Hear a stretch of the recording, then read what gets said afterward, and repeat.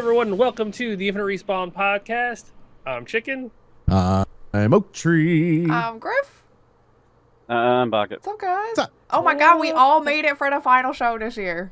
How crazy! Final show this year. This Got year soccer in it a few weeks ago. I'm good. Oh my goodness. It's like a month later. I'm fine. It's fine. It's fine.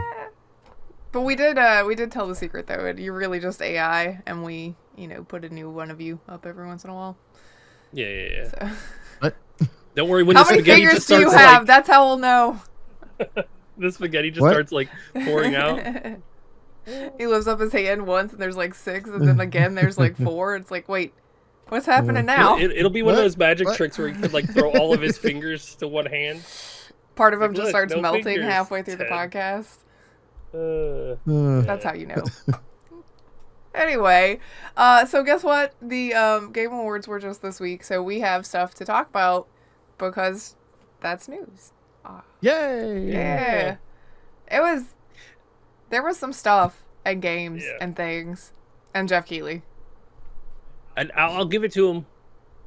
And I was telling Griff the same thing. This Game Awards was probably the best one that we have seen in a long time.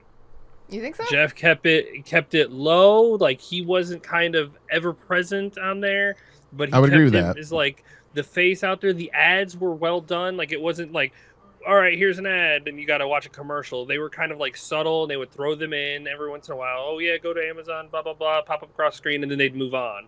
Good subtle advertisements, commercials were fine, guests were good, awards were fine. Like it overall felt like a which good I watched show. on Amazon. That was new this year. I watched on Amazon Prime because they do live events now because they have NFL football and stuff too. Mhm. And it was the first year that it was on Amazon Prime, and I watched it for the first time on it. I normally watch on YouTube, just because I can get 4K video and watch it that way. And this time I ended up watching it on Prime, just because YouTube was stuttering a little bit, and good quality. Kind of impressed, and I agree with you on Mr. Keighley this time. He turned it down a Mr. little. Yeah. Yeah, he was good. The Muppet things were, they were light, but they were there, and they kind of weren't too much. They didn't hog the show too much, Aw, so that boo. was nice.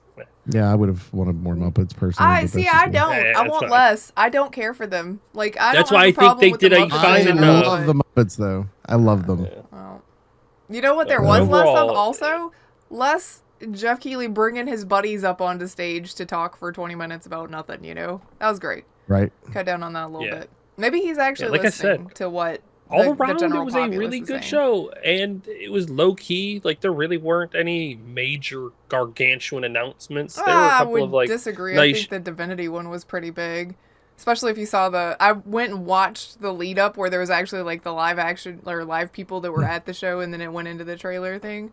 I gotta say, and I could agree with people too, that a little bit of warning for that one probably would have gone a long way. And also, that should have been the last reveal, the last trailer, not one I of the don't earlier disagree ones. with that. But that trailer, I couldn't imagine sitting in that audience going, huh.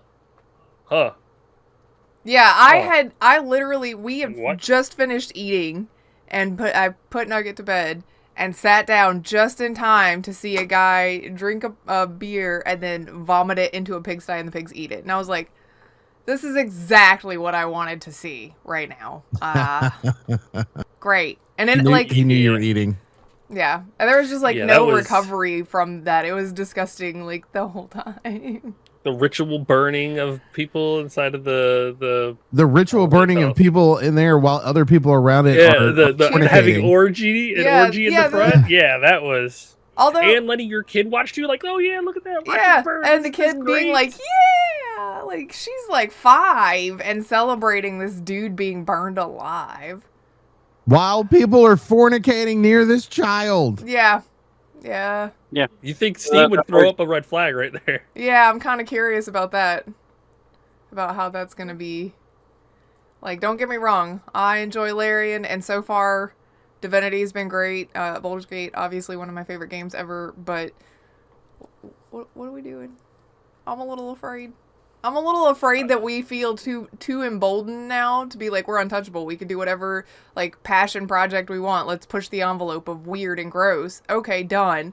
And then it's like, yeah, but that was maybe too much. See, that's not what Larian feels like to me. They do like to push the envelope, but they don't ever do it just because.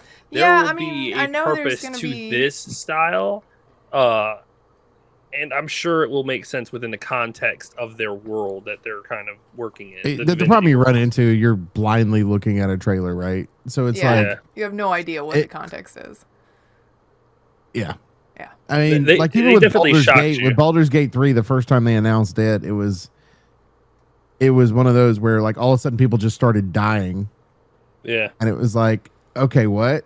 Where this one's like all new level. Oh, we got Yeah. away with that one. Let's see how far we could take this. Oh, people thought this was the Baldur's Gate was the sex game. Let's just go ahead and put a full-on orgy in this one in the trailer. Now who's going to horny jail?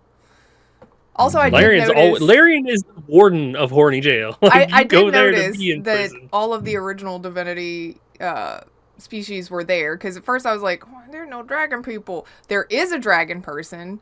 One, you see their tail run by in one of the shots, and two, they are very much on the bottom in the orgy scene.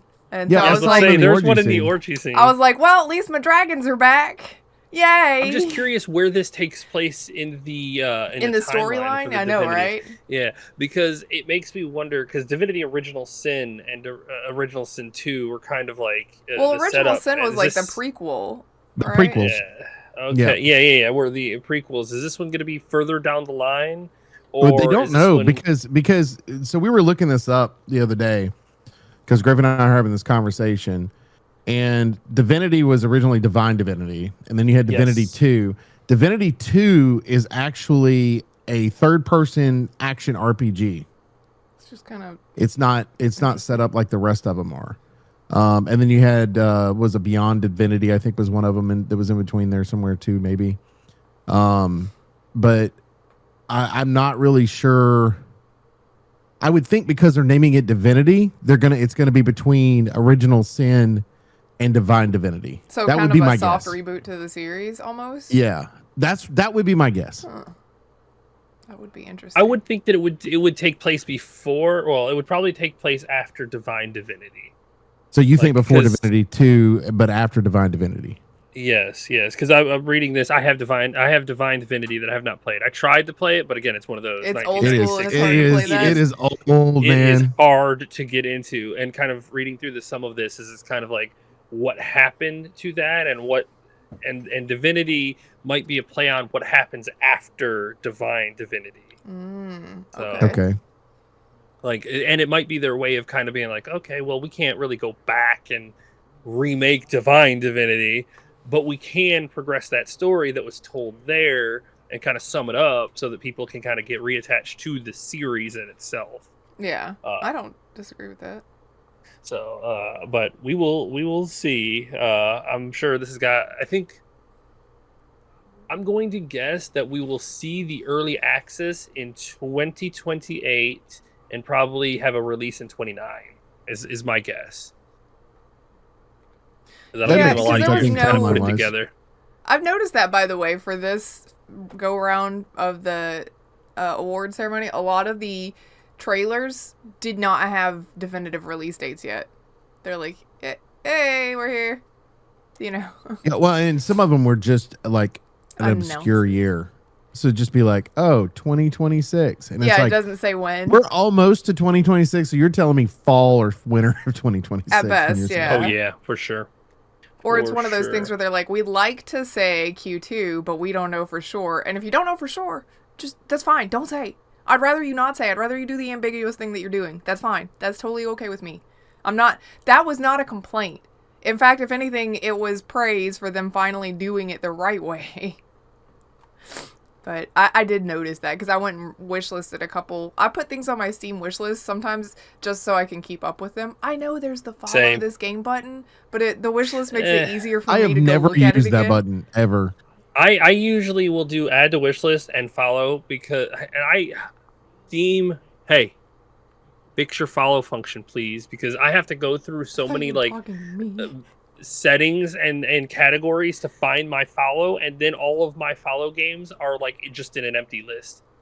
It's like, yeah, I've got all of these games. I want to like see news. I want to see like the most recent stuff from these things so that I can kind of keep up to date with how They these use games are follow progressing. like almost like a news feed. Yes, that would be nice if it was. Yeah, Like, I oh yeah, can follow, see and that. That'd then- be great. yes. So you I would gotta use the keep up follow with that. function if that was the case.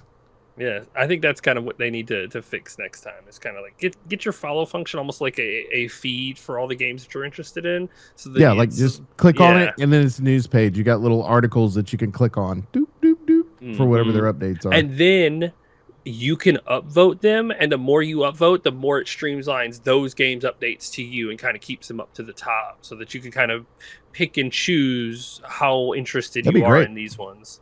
That'd be Yeah, great. So, because I mean, like I add to wish list and follow, but I barely ever look at my follow list. It's just so clogged with so many, and it's hard to sort through them. It's so clogged. Well, yeah, I just Yeah. find that easier for me personally. I guess we can. How do we want to do this? Like, do you want to just talk about the trailers first and then the awards and then our stuff, or because I mean we kind of jumped in. We could go back to the awards instead if you want to. However you want to do it's fine by me, y'all. Doesn't really matter to me.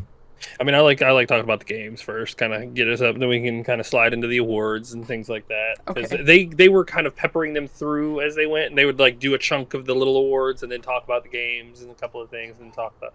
So we'll just do the Okay. awards or That's- do the discussions first, kind of throw in the awards Mm-hmm. afterwards. All right, 'Cause so there's a lot of them. there was a lot of sword fighting games this year, and let me tell you, I realized today as I was rewatching some of the trailers, because we watched it as a group while we were playing a board game, so my attention was very split during the actual awards.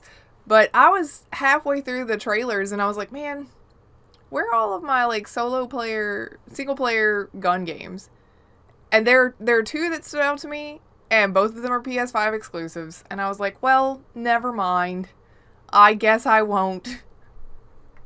But there's a lot of like sword fighting They'll be on games PC eventually. and maybe. Oh yeah, Some of- for sure. some No, of they'll the be on stuff PC. I think it's eventually. going to be dependent on how well some of these do. But some of them too were like, I don't know. Days Gone didn't do that well on PlayStation, and well, still and you're right, released it it on did get PC. to move over to PC, which I think it did better on PC than it did on PlayStation. But it's It actually did. a really good game. well, it I was know one of Chicken those loves things. it. Yeah, but it's one of those where I think it's such a slow start to that game that I think it just didn't appeal to a lot of people. Yeah, it takes a little bit, but once it starts opening, it really opens up, and there's a lot to do, and the mechanics, the zombie mechanics, and things like that is really nice. There were some zombie games too. Speaking of, surprisingly, there I think they're all there's the stupid never what's it called? I put it on my wish list because one? I thought it was cute. Which one? It's the hack and slash one. It's Stupid Never Dies. That is what it's called. You Mm-hmm. are a little zombie guy who can pick up other abilities and whatnot, and you are on this journey to save a frozen human girl. This reminded me of there was a movie about it, but it was Warm also Bodies. based on a book. Oh, Yes. Warm Bodies. I love that book. That's what it Uh, reminded me of, and I was sold on it because it reminded me of Warm Bodies. Yeah, that's part of why I was like, okay. I just And- remember you read the book and I watched the movie. So Well, I watched the movie also, but yes, I enjoy that dynamic. I think it's interesting watching, the monster want to be more human kind of thing. But this one, the art style is very cute. The stylized little music video they did was kind of weird because it didn't have any gameplay or anything, but then they, you can go to Steam and all of that and see the gameplay of it and whatnot. And it's an interesting, like, it's definitely a hack and slash horde style kind of deal. But I'm kind of interested in the story because it seems Lollipop very cute. Chainsaw style. Yeah, it is. Yeah, And that's- I enjoyed Lollipop Chainsaw. I liked that one. Yes. So I think I'm kind of interested in that one. It's on my list. It's on my radar. Cool. And I don't know. Maybe I should go. You said the zombie thing. There was another zombie shooter. Yeah, But Resident Evil Requiem. well, yeah, there's Resident Evil Requiem. I was gonna let Chicken talk about that because whilst I'm interested, he's the huge fan. So, but there was a multiplayer one. Which one of these is it? Like, I'm looking at the name of all of the. Which one are you talking about? Because there was the Toxic which Commando, I was think, is the one I'm Toxic thinking Commando. Toxic Commando Yeah. looks actually really good. The first views that they've shown of that game, I was not interested. With that trailer, I became more interested. It looks a lot like it's gonna be kind of Left 4 Dead, Back 4 Blood mashup. Yeah, World War Z style, where it's like heavy onslaught of zombies and things like that. I just feel like originally they weren't going to make the game this way. I think originally it and was I- going to be a single player, like a solo. You're in the zombie I- apocalypse, and they went, maybe Yeah, I this would feel be like- better co-op. I feel like you're right on that. But it looks really good. I'm kind of interested. I'm interested in playing it with a group. It's not something that I'm like, oh man, I bet I could throw down in that by myself. But it's one where I'm like, yeah, a group could probably do that. I'm just interested in having old man who can't hear anything. You just gotta have Going, him do what Chicken "Oh, does and shit!" throw up the subtitles where you can kind of get told what's going on. Chicken, do you want to talk about the Resident Evil one? Oh, first of all, it got leaked a little bit on the PlayStation Store. The picture with Leon in the background, so everybody knew that Leon was in it. And he's still so Okay. cute. I gotta say, Capcom knows how to reintroduce a character into the new game. Everybody knew it. Like, they played out the cinematic, and Grace is being new and scared and whatnot, and then you kind of hear this, and everybody is theorizing that the narrator is Sherry from The Kid and Resident Evil 6. Like, the voice actor is Oh. exactly the same. So they're bringing Sherry back to be the voice for Leon, to help him this time around. Instead of Hunnigan or some other random character, they're bringing her back somehow. But him showing up, oh man. First of all, he's still doing Leon things. He's 51 years old, and he's still doing Leon things. Leon's supposed to be 51 in this. He's 51 in this. Did the artist know this when they were designing Leon? He is 51. He is 51 in this I game. love him. How and- is his hip not breaking? You know what? Because Some he's people been in stay in shape. Yeah, I was gonna say, he's been in shape for He his looks entire mid life. 30s, mid late 30s. That in does this. not look like mid to late 30s. Boy got No, some that definitely- creases on them faces that is not mid to late 30s. That's just because Yeah. he lived a hard life. Yeah. But Capcom has stated that they're not doing the Resident Evil 2 thing where they're doing two separate stories. They are doing a single line story with two sides to it. They want to integrate the two storytelling versions that they do, horror survival and action horror. They're going to make it so that each side plays much more differently than basically Grace is going to be the softer side where you're going to have to be more stealthy, you're going to have to be more careful, you're going to have action there, shooting, guns, things like that, dodging, but you're not going to be as equipped as So Leon. is it one of those I'm playing through the game and then having to go back through and play, or is it one of those where the plot's gonna swap to the other person? The plot's going to swap to the other person. Okay. Like, you're going to play through one story and see all of it. Because from what I could tell during one of the things is that the demo has you escaping from the stalking monster, that big one that they've been showing off. And then in the preview that they just showed us, when she gets out of the door and it's chasing her, Leon's like, get down. And I'm sure that's when it swaps perspectives from Grace escaping to Leon defending. And then it turns into the action side, and you've got to help Grace. So it's going to be interesting to watch it. Kind of, you're going to be able to see one side. All right, now the action part's going to pick up, and instead of you playing as Grace in the action hero, you're going to swap to Leon, and he gets to be the action hero, which is good because it keeps it separate. Grace is not going to all of a sudden turn into Superman. Yeah. Leon's there. He can help her. So, and then he shoots her a couple times, and Grace helps Grace get away. But I mean, they got a chainsaw guy, and Leon gets to use the chainsaw this time. I'm pretty sure he's just like, yeah, I'm tired of this. I'm gonna use the chainsaw this time. We ain't doing this again. But man, oh, it's good. And he's got his kid. Like, he is just as much action oriented as he was in RE4. So it's And going that to one be lasts. good. Oh, yes. I'm going to need a second opinion. Yeah. Like it's good. I can't wait to see what they do. And if they can balance this kind of storytelling and two different types of storytelling in one game. So I am ready for it. Like I said, next year's Christmas show, I'll be talking about RE9, how great it was at the beginning of the year, or how disappointed I am. Hopefully it's not disappointed. But definitely getting Leon back. There are some fears that this might be they're trying to send Leon away, but I just don't see them killing Leon. I just can't see it. Them trying to write off one of their main. I mean, he's 51. draws. He's close to death anyway. Stop. Yeah, 51. Stop it. No, Leon's gonna die 3 days before retirement. Good luck. I'm pretty sure retirement is going to run away from him. Like, oh god, it's him. Just leave him alone. Just leave him alone. But yeah, it's great to see kind of the two contrasting styles in gameplay in a single story. So it's going to be nice. I'm interested. Very, very interested. I'm definitely going to buy this one right up. If you are a Resident Evil fan, definitely feel excited. I know there's definitely some folks out there that are very upset that it's not going to only be Grace and it's going to be a pure horror survival game like RE7 was. But it is Capcom trying to balance the scales in their storytelling style. So I'm Which, I mean, I wouldn't done want with it. every damn game to be the same anyway. Yeah. I don't want Yeah, everything to be the like- same.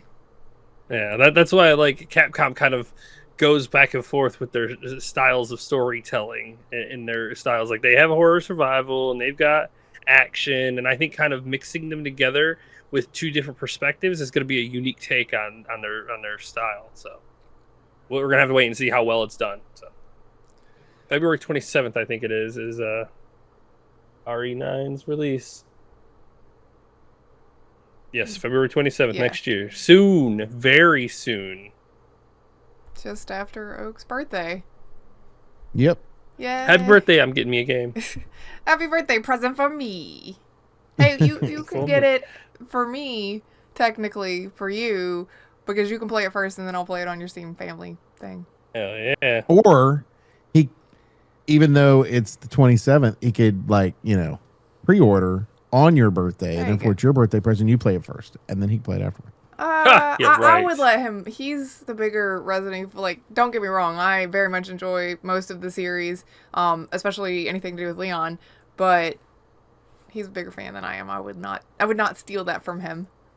Ooh. Oh, I'm definitely excited for it. It's always nice to see. Capcom rarely disappoints these days with their game releases. They know how to. They know they are very controlled with their Resident Evil franchise now, and they've got a good method on how they release these things. Oh man, I feel like there And I'm was, sure we'll see a new Resident Evil Summer Games Fest too. I feel like there was one other that was a zombie game, and I was gonna group them all together, but I don't have them all open, so I can only see the titles of them, and I don't remember well enough because I watched it and I was like, meh, okay. And there's that Badger game that has like a zombie aspect. Yeah, in one of levels. the Bradley the Badger. Bradley the Badger. You mean Yeah. Conker's Bad Fur Day reignited into a new Hey, reimagined? we're never gonna get one, so might as well go with the Badger. I did not know. watch this trailer. I was too late to sitting down to see it, so I'm not, and I forgot to watch it earlier, so I'm not very well versed. I've only seen like people talking about it. For y'all that did watch it, does it feel like a Conker's game? Not It feels really. like an old it feels like an old school like adventure platformer where it kind Yeah. of takes you through all of these different scenes and worlds where you got to Well- because Conquer was a little bit like that too, where they had all these different worlds that you would go to that felt different backdrops for the story. But what they did for part of this, it looks like you're in other game worlds. Like, so one of the like they're named something on each one of them. So, but they'll be Badger themed in some way. Yeah. Badger Um, themed. We're all about to learn a lot I mean- about badgers, aren't we? Bubsy, Oh. the Bobcat. Badger is the Born? fucking Yeah, thing. Badger Born is one of them. There's another one for The Last of Us, but it's like The Last Badger or something like yeah, that. yeah, it's the last Badger. But it's like you're going through these different worlds. I'm assuming because he's playing video games. Or Cyber something. Badger, Um, the last Badger. Yeah. yeah, but the games are, or the levels are based on that. The only thing I'm confused on is one of the things they have at the very end is two guys, one of which is wearing a Badger hat. I'm pretty sure it's the same guy. I can't remember his name. What's his name? But it's one of those where it's like, is that because that's what they're trying to tell us, is that he's imagining himself as this, like it's a trip? No, I bet he's the one who voices the Badger. Well, I understand, but it's like, but is it supposed to be part of the game, or is it just them announcing that's who's doing it? What is his name? What Because the way it was Even done. Evan Peters. is it? Like I said, I didn't see it, but I love him. Yeah. Yeah, Evan Peters. Yes. That, I was like, I know that guy. I've seen him in so many things. Yeah. And he does. It almost feels like when I see him, I was like, oh yeah, he's perfect for this role. Like kind of wild. Yeah, he's fun. Yeah, very fun. Parody style of this. It's like this is like perfect for him. So yeah, I'm very interested in this thing. Yeah, it looks really good, and I like platforming style anyway. But I think some of the concepts are really neat, where you'll have like a tether that you can grab a hold of stuff and pull it toward you to be able to traverse and move places. There's another one where that Bradley the Badger can like turn into something to traverse, which is kind of neat. And my guess is every level you go to, there's going to be something new to be able to do, to be able to traverse, which I think will be fun from a gameplay standpoint. Yeah, I'm definitely. It's already on my wish list too. I was like, oh, you want Steam? Let's get it. And just to talk up Steam, I guarantee every time one of these games gets announced, the wish list, because wish list is how Steam Gauges interest. gauges interest. Like this is where your Steam wish list just shoots up. I And you kind of did like some. behind the scenes just watch your number skyrocket after being shown at award shows like this. So Well, I added And, everything yeah. that I added doesn't have release dates or price points except for Pragmato and the Toxic Commando one. And they've got like pre-orders for those. Because they're getting close to being done. The rest of Yeah. them, like Exodus is coming out early 2027, which means it'll probably come out late 2027. yeah, probably. Exodus is one that I'm interested in, but I don't know. It gives me like Oh. hardcore You have that vanilla Immortals- vibes. What? You were talking about, that's the one that reminded you of Immortals. Yeah, that one, it's that one, and there's one other one on the list, and I can't remember which one. But they both give off Immortals vibes to me, and this one for like the wrong reasons. This one because it feels like exactly as polished but plain as Immortals yeah. was. Like it's just one of those where it's like it's pretty. I'm But that's hoping not that you can gonna design carry your it. character. I'm hoping yeah. that the character of the show is That not. dude, if that's your main character for real, he's probably going to be a disappointment to a lot of people. And it's not because his voice acting will be terrible or anything, but half of the trailer was him going. And I'm Yeah, like, that is the unfortunately, I d- plainest, most white boy milksock face I've ever seen. Like, can we I not don't have think you're gonna get to anything? change your character because it's Exodus: The Rise of June. Yeah, it's Onslaught. about a specific So, person, so I it's imagine about a that's specific. him. I mean, sometimes they'll let you edit your main I'm characters just, like that. I'm but just I saying don't- now that you've got somebody like Shepard that you could design their own and make male and female, Yeah. and that they're the story of the plot line. So Yeah, like I said, sometimes they'll let you edit it, but some of these companies are kind of getting to the point where it's like we're going to tell you a story. You're I playing know. our character. I understand, don't but they mind. went. I don't They mind. went Yeah, I really mean- like, what is the most generic, safest face we can put on this person that will still be pretty enough, but not too pretty? Like, they went, what's the most generic thing we can do? Bam. Nailed it. And Well, but I'd also argue it's one of those things too. If like it was a guy with an eye patch and a scar, people would go, "Well, you stereotyped him because you probably did that in a war." Blah blah blah. We're gonna complain about something every time. They could have made him look a little more interesting, and they really just went, "What's the safest choice?" And anytime a studio starts with, "What are the safest choices we can make?" it may not go well. Like, that may not bode well in the long run. I will say there was some discussion because this is the one that Matthew McConaughey is involved in, and he's also put money into like a company that does AI generated voices and stuff. What the people have said is this was the co-founder of the developer that said this, but there's no AI voice work in this. It's 100% actual voiceovers, not AI. While they would not like shut it down, that there will be no discussion about it in the future, it is not in this game. So anybody that was wondering that. Okay, so there is no voice acting. That they could have used AI to generate the dude's model, though. I mean, I guess so. Like hopefully we would know, but no, they don't have to disclose anything as far as whether or not they used AI. If it's on Steam, They do for Steam, and it is on Steam, so you have to. Steam makes you. Mm. That was a discussion that we had the last time that we had. Oh yeah. Because people were like, "Oh, you don't have to do that," and Epic Games is like, "Oh, you shouldn't make them." It seems like it's because Epic wants to make their own. They said currently they don't have any plans for it.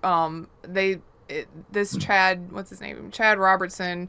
One of the things he said, if for cost reasons or quality reasons that becomes something, talking about AI, that becomes something that becomes more acceptable and becomes commonplace, I think we're going to have to be smart and intelligent about how we adopt it ourselves, but currently we don't have plans. So right now, we're not looking at AI just because one of the people that are involved in it have also invested in it does not mean that that is what we as the company are doing. So, there you go. Also, in case you're wondering, because Oak mentioned it's going to be kind of like Mass Effect, yes, you can romance the companions. Apparently, they'll be relatively thirsty. Oh boy, another one of them. In case you're wondering. Come, like, every time you walk up to them, "Hey, what's up? You want a romance now? You want a romance now? Just pick this option and that option." Nah, let's not save the world. Let's go behind this tree and have at it. Oh, man. And then save the world. That's how life works.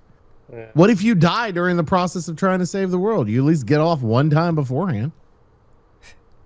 I mean, that means you'll be exploded twice.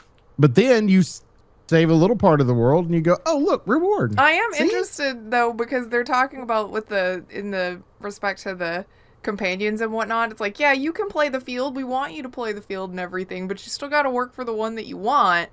But also, there are consequences, and you can get in trouble if you're playing the field too much after certain things. You know, like, okay, well, what kind of choices are we getting to make in this game? That's a lot of like around the bush kind of beating. Well, it sounds like to me, like, yeah, okay, you want to be the, person that sleeps with everybody in camp, go ahead, but at some point that's probably going to come back to bite you if you're trying to, like, actually foster romantic feelings. It's kind of like that in Baldur's Gate 3. Is like you could have romantic, but then at some point you gotta commit. You can't keep roaming around. Yeah, commit. Hey, I see that you're talking to so and so. Is that a thing, or or are we a thing? Sure, you're good looking, but I could also have sex with a bear. Come on. Quote him on that. Yeah. Quote him on that. I'm kind of interested in that one though.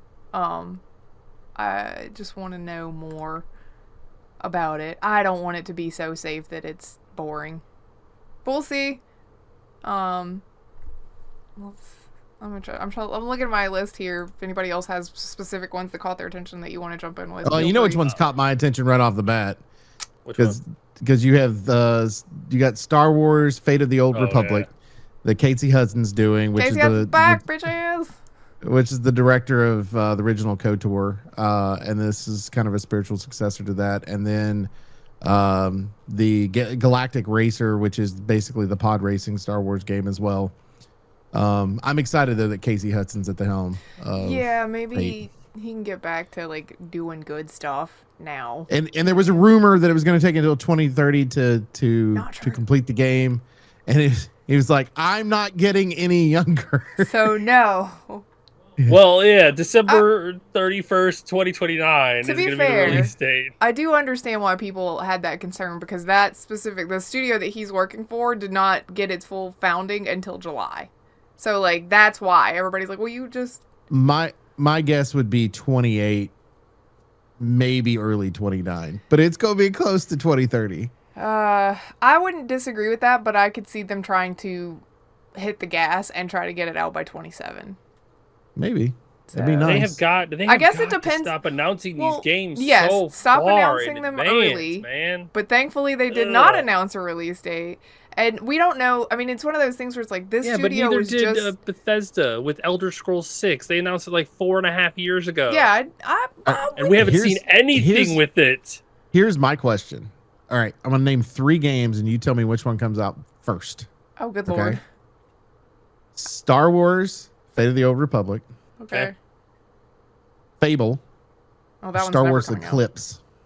Which one's I don't know Star Eclipse? Wars Is that the Eclipse. pod racer one? That is the one that Quantum Dream is working on.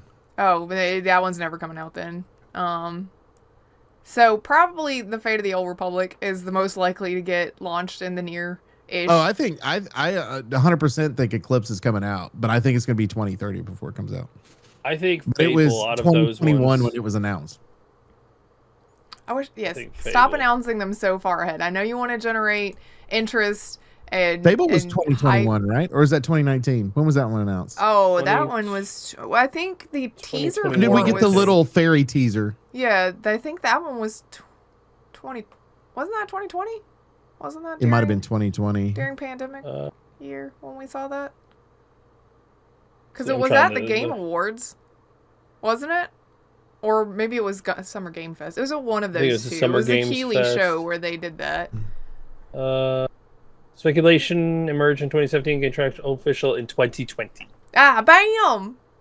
When they Look showed at in you. July 2020, Well, they it would announced have been if it was Jeff Keighley's Summerfest, it would have had to been 2020 or later anyway, because that's his first year. Yeah. So yeah, 2020 is when they released, and it says the release date is 2026, which I highly doubt. But I mean, you never know. I guess we'll find out. I am glad that the Star Wars fans are kind of like rejuvenated a little, I guess, with that kind of announcement. I guess maybe I a was- little bit. I was very excited about that. I was very excited about the 2 Tomb Raider announcements as well. Legacy of Atlantis, which is a reimagining of the original Tomb Raider. They're trying to get that one out for the 30th anniversary, which makes me feel even older knowing it's 30 years old. And then the announcement of was it Catalyst? Whatever the other one was that they announced as well. I was Because they announced 2, but there's only it is Catalyst right there. okay, so you were right. Yeah, Oh, there yeah. it is. Yes, I scrolled right past it. It's right under Lego Batman or Legacy of Dark Yeah. Knight. So Catalyst. So we're gonna get a new game. And what's funny to me is the Uncharted games have always reminded me of Tomb Raider, and now I feel like the Tomb Raider games are reminding me of Uncharted, based on the way that they're doing the games. And it's like, I was like, well, that hole needs to be filled somewhere, because the Uncharted games were so good, and now we haven't had them. We'll never have them. So Ever. ever. Oh, we'll do another remake of them because we got a new PlayStation that's come out, or whatever it is that they end up doing at the end of the day. But the Forest 3 looks bonkers.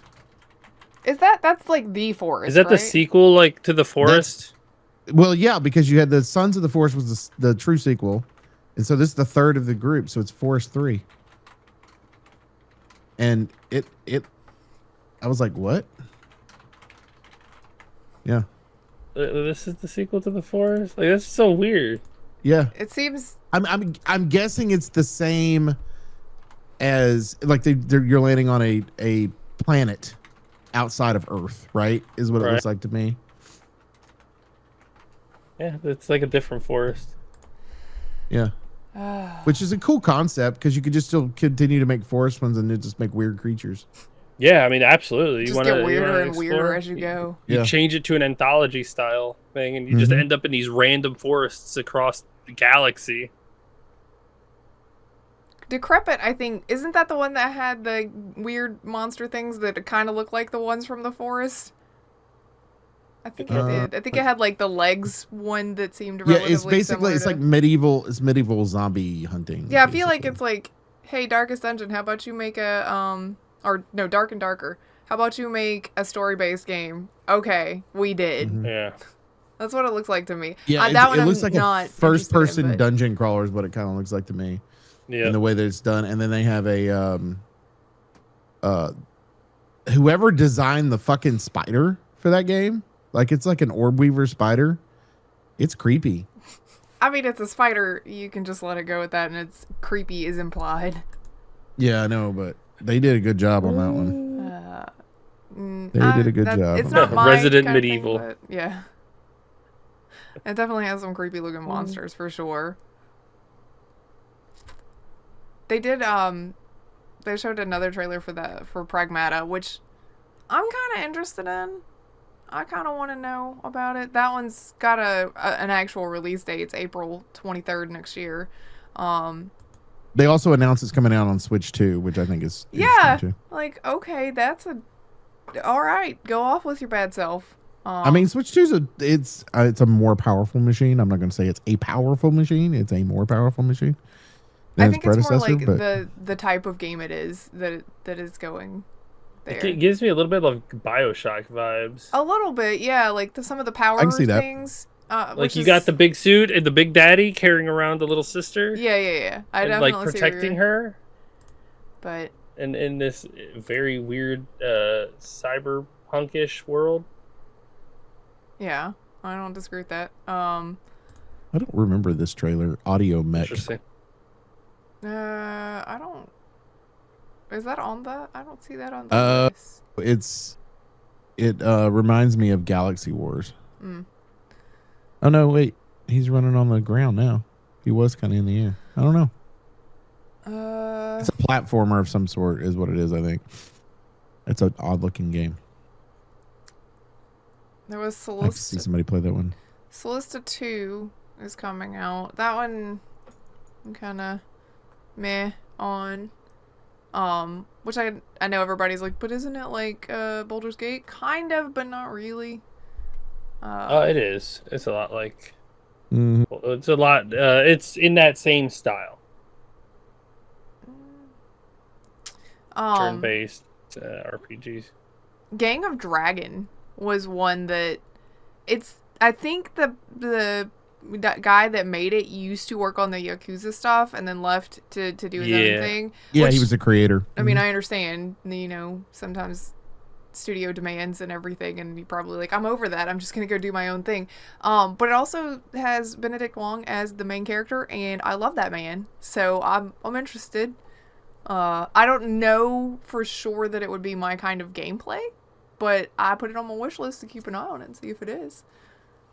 It looks good though. It looks very similar to the Yakuza games And then in the way it's designed. I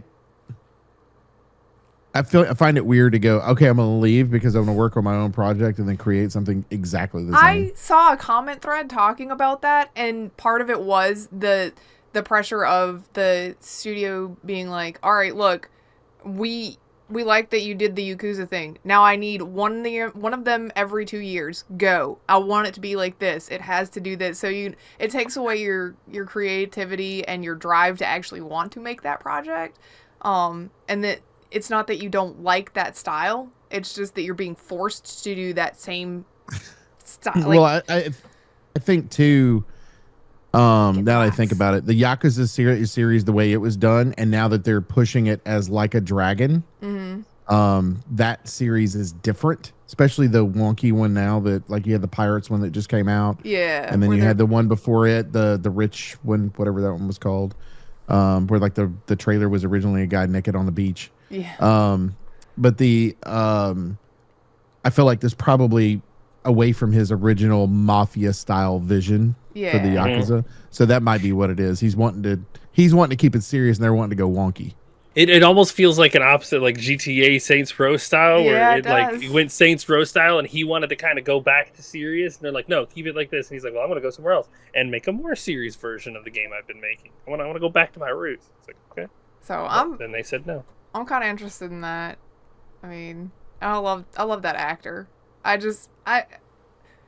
I'm kind of torn because I love voice actors too, but it's one of those things where it's like I kind of like seeing some of my favorite actors be able to branch out and do this sort of thing. But I also think that guy, like, that's not his first video game. He was in Prey 2017 as well, as Morgan Hughes, the main character's brother, Alex. So he's not his first rodeo here in the video game world. But I'd like to see the gameplay on it. I would. want to go back, and I really wish somebody would either remake Sleeping Dogs or give me a sequel to Sleeping Dogs. But if I can get something that's similar to Sleeping Dogs, I'm fine with it. Because Sleeping Dogs is fantastic. Yeah.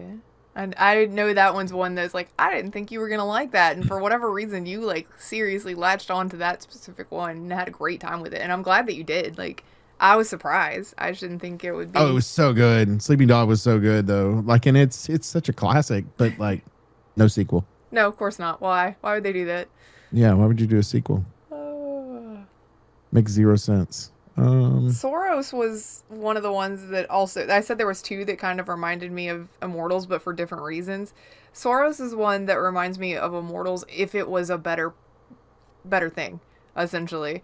Because the power thing, I like that idea, and more people, like, there are a couple of games this year that have kind of adopted that idea of let's do powers and gunplay or swordplay, whichever one you're doing, and the movement in that one looks like it's going to be very slick. I am interested. However, it is of the two that I was like, oh look, fun shooter for me to play by myself, both on PlayStation. That one's one of them. Soros is a PlayStation exclusive. It's also by the same people that did Returnal.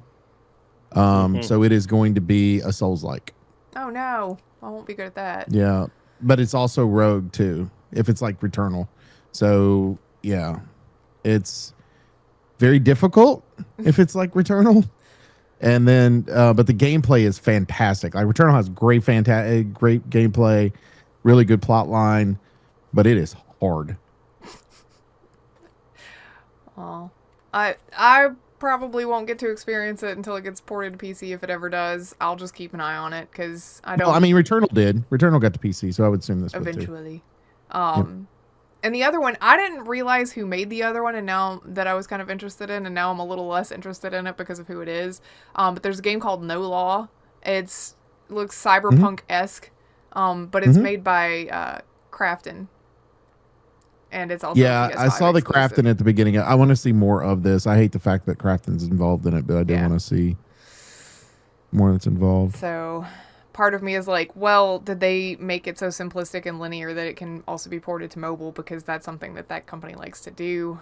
But I don't know. It's PS5 exclusive, so I'm interested in a little adventure game too, The Coven of the Chicken Foot, the old lady with the chicken that one feet. was very cute. I want to hug the big monster thingy.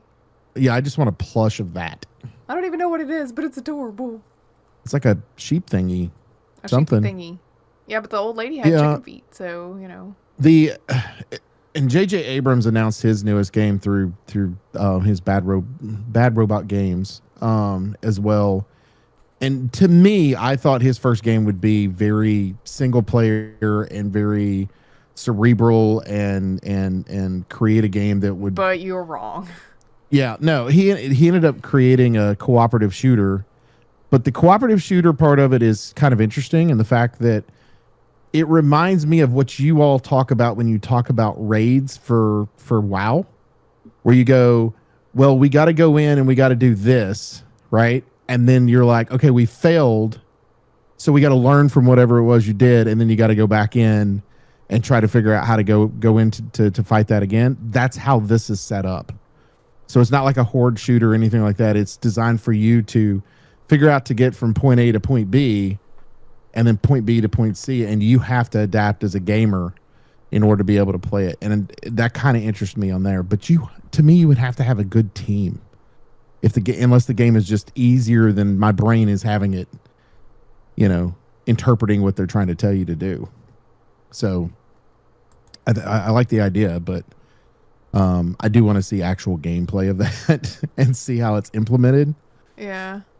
It sounds to me like it's just going to be a roguelike shooter kind of deal because you learn from your mistakes and come back. It sounds which like game? For Loop.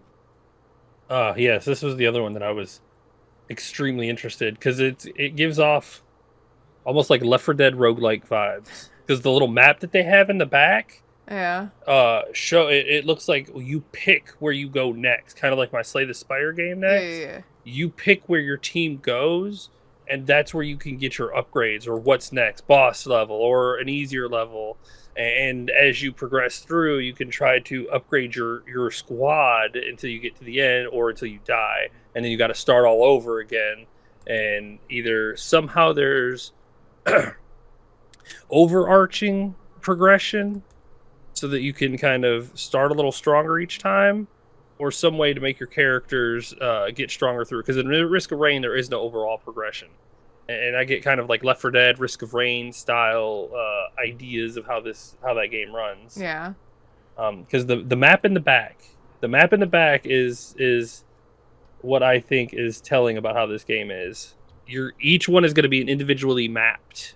You're going to have a challenge. You're going to have to go through this map. You're going to end it, come back to this place, pick your next one, and then progress through like that. I know there was another game that this was that similar style to. It reminded you, but I can't think of the name. Yeah, because it definitely that's why I'm interested, because I love roguelike games.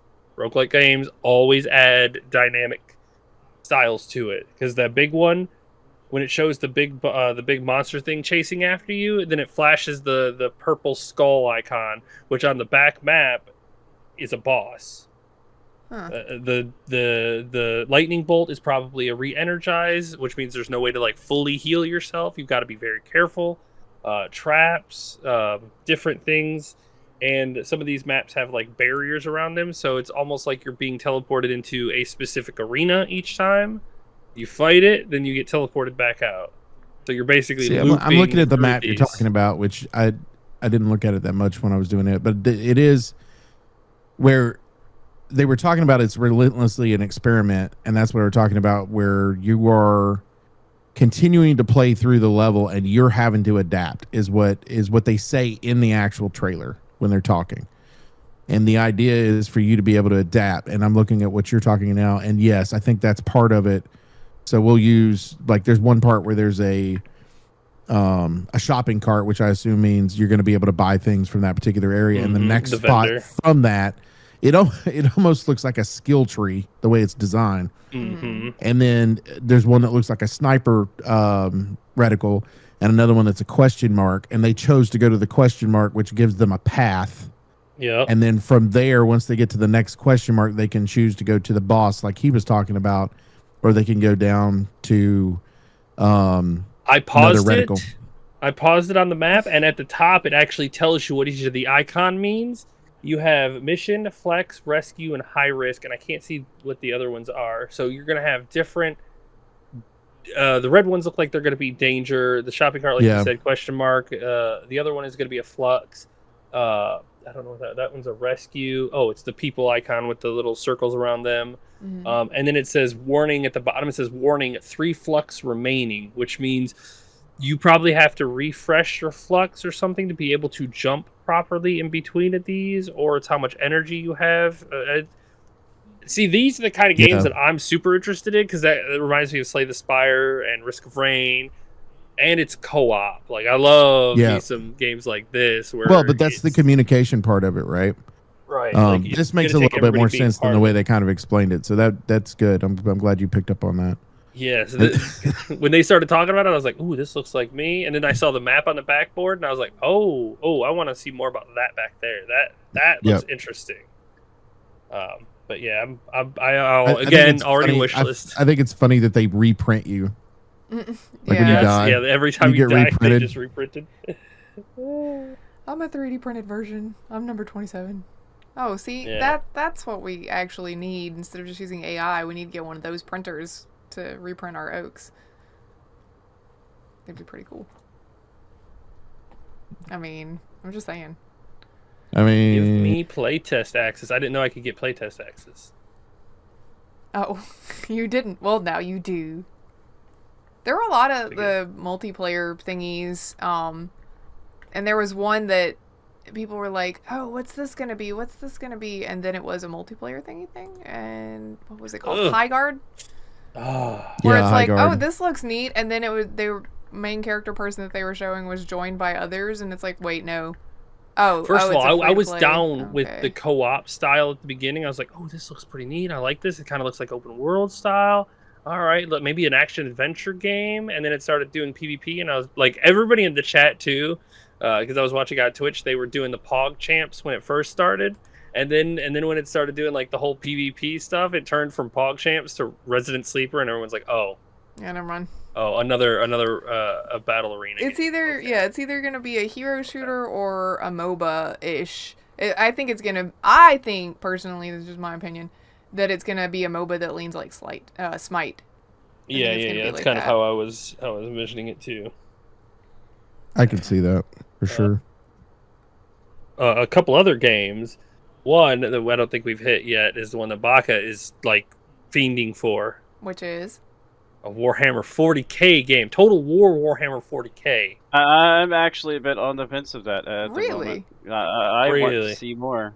Well, yeah, but you want to see more, Like, right? I like, yes, I want to see more of it, but it's also given the whole thing of how the Yeah. other Total War games are, where it's like, cool, here's your game. Now you got to spend like another $20 per expansion thing to get more factions. Because Oh. right now they're only showing off the Space Marines and the Orcs, and it's like, cool, that's neat, but I would like to play Necrons, or I would like to play Tyranids. Is it like, worth it if you put 400 hours in it? I mean, but I think what he's saying That's- is it going to be one of those situations where it feels like a less complete version of the game because they're not going to give you Yeah. those things out of the gate. They're going to ask Yeah, you to like, wait and then Total pay for them War, as they they run come. the same route that Sims do. The first, yeah, well, the first Total War game, at least, like we played, the Warhammer had Yes. what 4 factions to it. That's fine. Then you could buy 3 or 4 factions to it, but you could later they released some more, I think, and then they did like what Total War, what Warhammer 2, and then you got other factions with that one. The 3, what was the different other factions? I'm very much worried it's going to end up being like that. Yeah, I definitely can see that for sure. Usually the first one they're more generous, and then they get like really, really awful as they release. They gave away 1, 2, 3, 4, 5, 6, 7 free DLCs for the first game, and I don't know how many. Not all those DLCs were originally free. No, well, those 7. Well, I guess these are just heroes, and those are ones. Okay.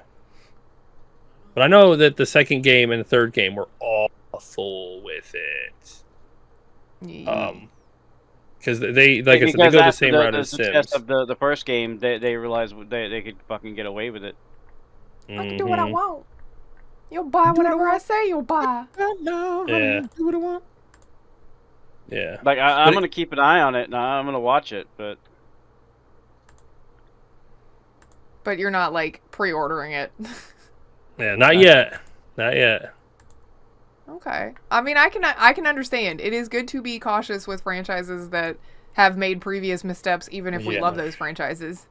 If I had to guess, though, they are probably going to give a faction for like all of the major factions, and then release DLCs for like sub factions of the main ones. So that they'll probably release like 6, one for all of them, and then release specialty factions for each one of them. Specialty factions. Specialty factions. Oh man. But that one, and I know you're also a fan of platformers too. The new Tomb Raider game, that one yeah, looked Oak was pretty fine with good. Yeah, Mhm. that one looked pretty good. Which one is it? Catalyst or Legacy of He Atlantis? was worried about his Legacy lines, of I'm sure. Atlantis is the one that Oak was talking about. That's the remake of the first one with the Oh, dinosaurs. okay. That's right. Yeah. Well, you gotta listen. I only listen half the time. It's because you only have one working ear, so you only can That's listen. right. Doo-doo. That's right. I've heard that so many times in my life. Not as many as me. Babby. There is that Mega Man one that I thought Baka was also be excited about, but then he was like, no, Mega Man's all right. I was never like a huge Mega Man kid. I don't know why I decided that you were. Maybe it was just like same era as a lot of stuff It's that a- you Just do lump, like. you just lumped them in Platformer. there. Yeah, and I just went, okay, that's part of the group. Get in. I don't know. That 007 game looks kind of interesting. I'm interested to see what it's about, but I probably can't play it because I'm sure it relies a lot on being stealthy, and we all know how great I am at that. I mean, I'm interested in that one. I think it's weird that Lenny Kravitz is in it, but okay. His line delivery is kind of weird too, but Yeah. that's what it is. Mr. Looks 30 and is 61 years old. He's aged well, I guess. There's that. Yeah. He needs to play a movie where he's a vampire. He can pull it off. People would Probably. believe it. I mean, Bond looks good in that one though. He's, I feel like they leaned his character model towards the Pierce Brosnan Bond, which I'm fine with because that was my first exposure to that character. So it's kind of what I think of when I think of him, and it makes me think of him. So, there was also that one that I don't know how you say it. I don't remember when watching the people talk about it. On toast? Is it supposed to sound like on toast? On toast? Or maybe It's on toast, yes. okay, on toast. Got it. That one is Frictional Games, so the same people that made Soma, and that I forgot that I had not played Soma.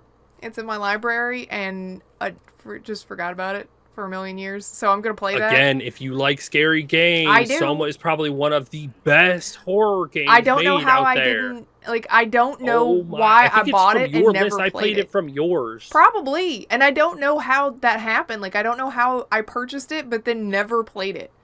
I have no idea. It is because I streamed it, and it is good. I mean, so good. It's a criminal to not play it. If you are a horror game fan, you play that game. Understand? It should be pretty cheap at this point, and it is extraordinarily well story told game.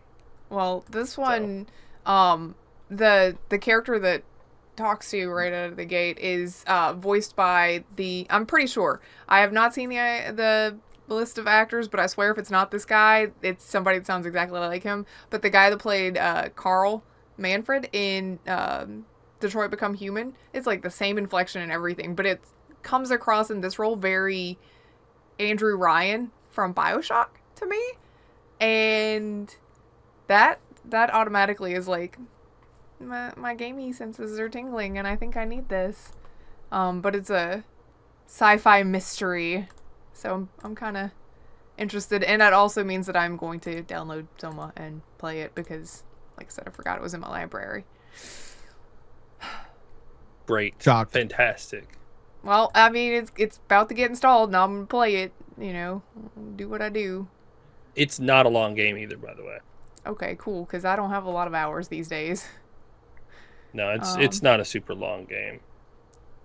I mean, and there's a lot of stuff announced, but I think that those are for us personally. I think those are most of the highlights, unless there was something that we missed. Anybody? Diablo, seeing Mephisto come back.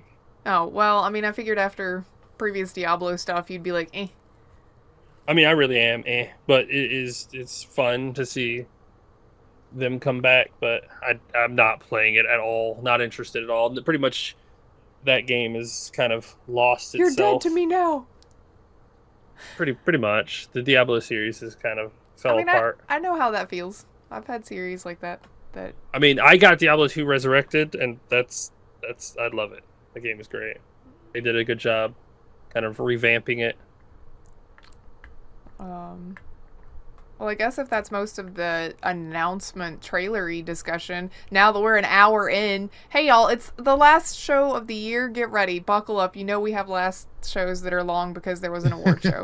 I'm sorry if you haven't noticed this trend yet. We've only been doing this for like a decade.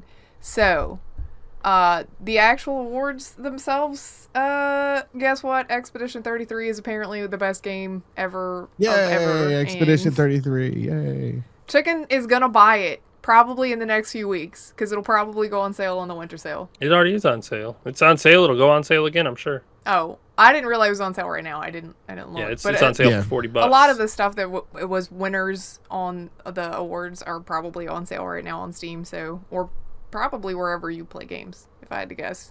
Yeah, they beat the old record. I think Last of Us won 7 awards. They won 9. The French president actually congratulated the devs for this historic win for them. Basically, That's good. a French studio making such a big, impact, which is crazy.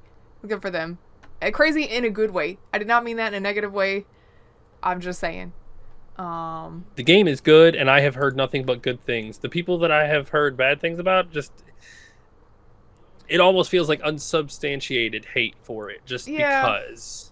I feel like that Like- happens though. Like once the game awards start and there's one game that starts picking up quite a few early on, immediately people get on the internet and start yelling about how much they hate it and it's trash and it shouldn't have won all of that stuff. So, Well, it's like the one of the games that was on there was the Donkey Kong game that came out, and the Donkey Kong game is fantastic. Like it's an absolutely amazing game. You can say whether it needed to be part of Game of the Year selection or not. I think it's fantastic. The same people that did Odyssey and all that, but I saw a guy's take where he was like, goes, Game of the Year, this is why you're shit. And then it shows like that this one YouTuber decided that he hated the Bonanza game and had given it like an F versus an A+ for it. But it's like, Calm okay, it's just down. a game you don't like. That's different than whether the game is good or not. yeah. You It know, always boils it's- down to opinions, people. You can go and listen to somebody else's opinion, but their opinion is not your opinion. right. You could go, oh, hey, I can see where you're coming across with some of these things, but to really develop my own opinion, I should put my hands on it. I should But even then, experience it. like it's like where like Griff and I will do this all the time, where we're like, I really want to play that game, but it's not my style. Yeah. You know, that's I why think we're that like, story's we'll wait interesting, for but- Chicken to play it, right? We Yeah. do that a lot. So, but we recognize the greatness of the game and how it's designed. Yeah. That's You just have a not lot of for me. people that will try to play a game that they're never going to like from day one to the end of it. They're never going to like it because it's not their style. And then they're going to base their opinion on the fact they didn't like the game because that's not their style versus whether the game was really well made, whether it's entertaining for most people, whether the plot line was good, whatever it happens to be. Yeah. It's different, Well, you know? So, I saw a lot of people being upset that Kingdom Come Deliverance didn't pick up more this year as well. But it's one of those things where it's like I definitely understand. I did not hear a single bad thing about Kingdom Come, but I also did not hear a single bad thing about Expedition 33. And I feel like I would more people played that one than Kingdom Come because it's a I sequel. would say that it is. I think the reason you're not going to get Kingdom Come to win something like that, even though it's a phenomenal game, great plot line, everything else, is because it's a very niche market. Where I think Yeah. with Expedition 33, you have like somebody like me that does not like turn-based loved it because they put in that defense mechanism on it. Mhm. So it allowed me to be able to still be active while the battles were taking place. Yeah. And it's actually required in the combat. You need to do it in certain instances. So it's like, it's really awesome to have, where I think with living your real life in the medieval world in Kingdom Come Deliverance and going through and learning the trade systems and interacting with people live a regular life. So it's kind of a niche market. Do I want to go live this life in and the medieval combat and live in? is, difficult I tried Yeah. the first one because I was very interested in how much people loved the second one, and I was like, well, I'm interested. I like RPGs like that. Let me tell you, the combat was why I have not finished that or gone Well, back but to it's- that. Is I just now the can't get the combat- hang of it. In the second one's defense, the combat is more streamlined than the first. Yeah, but I mean, also still a sequel though. So a lot of people are like, well, I want to play these in order so I know what the hell's going on, and then you go to play the first one, and it's like, maybe I don't know.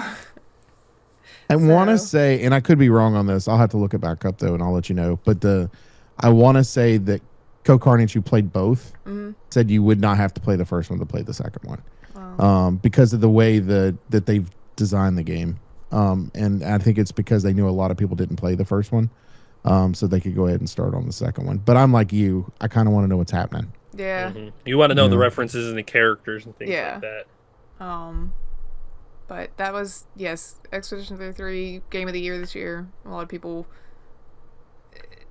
I mean, how can you be mad about that? I feel like it was the most played and talked about game this year. Sorry, everybody. It's not like Hollow Knight Silksong was one. That was a surprise game this year. But two, it's not like, that means that game is less than, or that your Kingdom Come Deliverance 2 is less than, or anything else. Just is what it is. Wider appeal, I guess. What are some of the categories that we should definitely hit the highlights on? Because we don't have to do all of these, especially since we're in the Sorry, I just got a major head rush. From well, that I know one. your My game game about to is on. start. Yes. No, it's already on Oh, I and thought it's it was playing. We're 3:45. about 10 minutes in. No, Sorry, it's well, 3:20. whatever. Okay. Sorry, Hutch just got an interception. Well, good for you. Yes, after we missed our field goal, it was like, we're doo doo. Oh, we got a good. Yeah. Whatever. My heart can't handle these things. Okay. Can't handle it.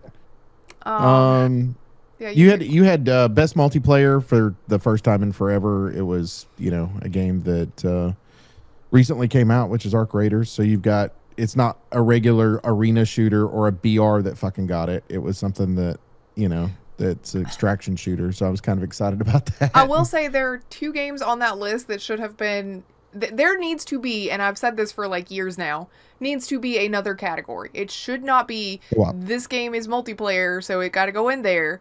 There should be your competitive multiplayers and your co-ops, because you're right. Because it's Split Fiction and Peak should not have been in the same category as Arc Raiders Battlefield. 100% Like, agree. there's Yeah, I no reason. 100% agree. 100% There's agree. competitive style versus like co-op style. Well, and those are usually not the same audience playing those two styles either. Your main audiences for those are very different, and it just is so dumb, I think, to put them in the same category Well, for something but they like also that. do the same thing. Like, to me, they do the same thing when they do family games, because they'll put in the family games. They have Mario Kart, they have the Sonic Racing, they have Split Fiction, they have Lego Party, and they have Donkey Kong Bonanza. Donkey Kong Bonanza is a single player game. Every So one of why the is other it- ones Is a multiplayer. is a multiplayer game for family. Because when I think of best family game, I don't necessarily think of content that's G-rated. I think of it as a family we can play together. Yeah, I don't like disagree we with can sit that. downs. You know what I mean? So it's Yeah. like, I feel like they're using family in the sake of G-rated, and I feel like you could again to do two different categories and go best family single player game and then best family cooperative game or whatever you want to say on that. Or one. do Best Family, which is like all of the stuff that you would think of as being a G-rated game, and then best, or well, no, that would be your group co-op games, and then do best kid-friendly game, which would There be you all go. of your G-rated. Could be multiplayer or not, Mhm. But yeah, I think sometimes I'd just be worried about it being too picky and adding too many categories. I don't get disagree that, with yeah. that, but I do not feel that I feel like if you're doing best multiplayer, the awards are always going to go to like the shooter type games. So it's never going to go to something like a Peak, because that's a cooperative game. It's theoretically 4 players in a lobby at a time. It's just not. It's not going to get the kind of recognition, and it doesn't feel like it belongs in that category. Multiplayer, Which like to be that fair, is- get rid of best mobile game. We don't need that. yeah, one we don't anyway. need best mobile game. There Yeah. are people that I know, I don't and they're wrong, disagree, and that's okay. We but it's understand just- that I some don't people in the really- world are wrong. I don't really feel like that's got a big enough. But what it is the people that make It's a mobile huge- games Mobile is massive. put a lot of money into the show too. So Yeah. of course, Don't they'll you look at people have phones? Come on. It needs to be a best with friends category, like best with Yes. friends category. Yes, It's the perfect category for it because it's like, what kind of these games do you play with your friends or just your friend? Like Well, Split and that'll Fiction, allow you to be able Thief, to Repo. do both cooperative friends games and then competitive friends game, but like inside your own locked lobby. Best with friends, best against friends. yeah. There you go. So like Game Beast, stuff like that, right? Yeah. Oops. I just closed out of all of my categories. There we go. I'm back. I'm good. What else? There was some people get upset you mentioned too many categories. Some people get upset because there's best independent game and best debut indie game. I don't necessarily have a problem with there being both because independent studios can put out more than one game, so they're not gonna necessarily always be in the running for indie, or debut, but which, by the way, both of those categories were Expedition 33, won by the same one. So it's like, maybe Which is crazy. you could Like, it was a stand debut, it. and some people want to complain that Expedition 33 is not a indie game, but it was made by what I believe to be an indie studio. Yeah, they were a bigger studio. They have more people, but Still an indie. I don't know. Yeah, I don't know how many games that studio has released. Well, and somebody was like, well, they're a AA studio, so, and it's like, yeah, but just because you have AA money doesn't necessarily mean that you're not still indie. Larian is independent, and it's got, thanks to Baldur's Gate and everything, like, more money than God at this point, so, you know, it is what it is, but it's still not, it's not a AAA, publicly traded, you know, huge, beholden to shareholders studio. I wouldn't put them or anybody else like that on a similar stance as like, oh, it's EA. That's not obviously that's not an indie game company.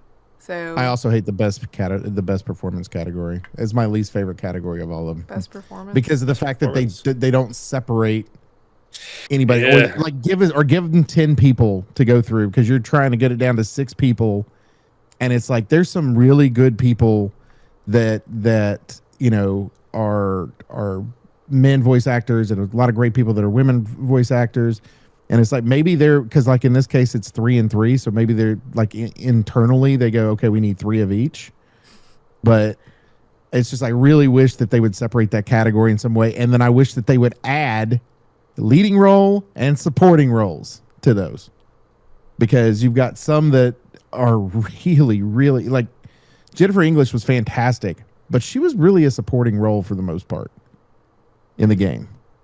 You know, I mean, well, in a way, you could just not play. Like, you don't really have to play her. So I don't.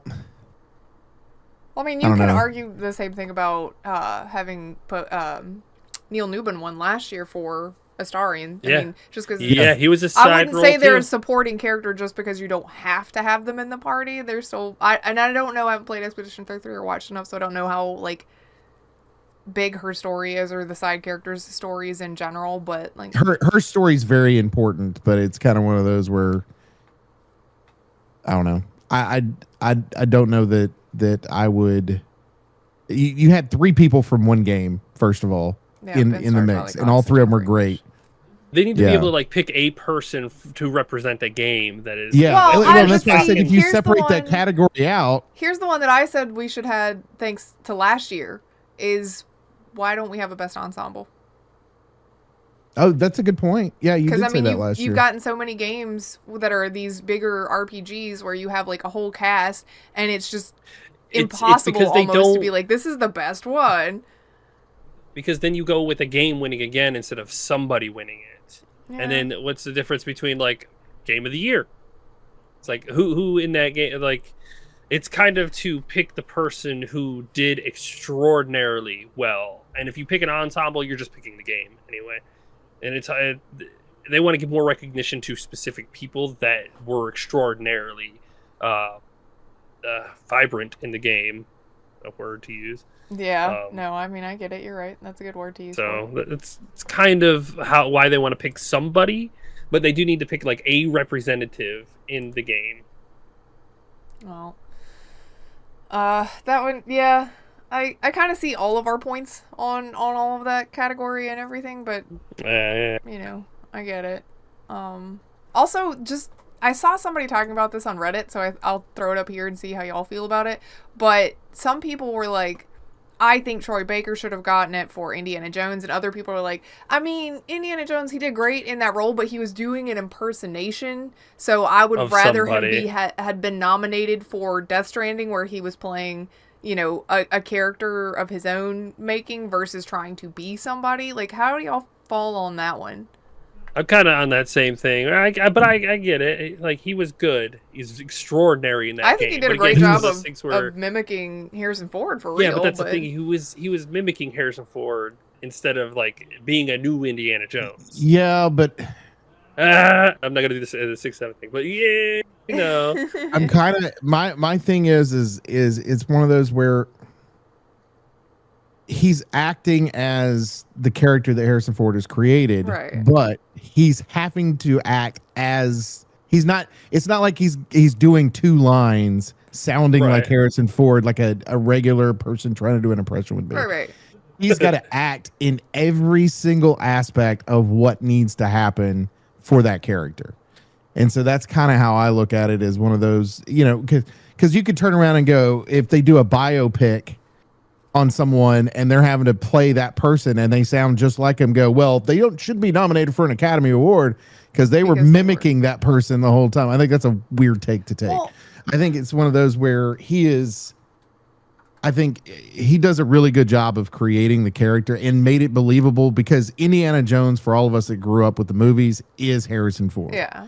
And this is a way of carrying on that legacy and continue to be able to do it. Because, I mean, you know, we might have 10 more years of Harrison Ford, possibly. You know, I don't know. So, how so long who we've is got. he portraying? Is he portraying Indiana Jones or is He's he portraying Indiana Harrison Jones. Ford? He's Indiana Jones, but he's the Harrison Ford version of Indiana Jones, which on Right. the flip side, the way to look at that too is you have to be good at your job of voice acting because you have a box to fit in. There is not Yes. a lot of like creative nuance that you as an actor are allowed to put in, because you need to sound like this person and you need to embody this person in such a way that already has a personality and everything, that maybe that does add a little bit of difficulty to it sometimes. Oh, yeah, Especially I because bet the it would. opening part of that is the opening of Raiders.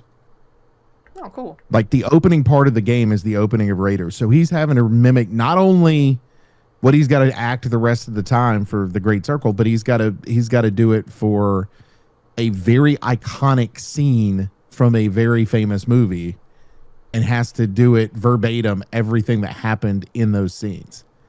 And plus the lead up to that point, that they've written as a script to get up to that point.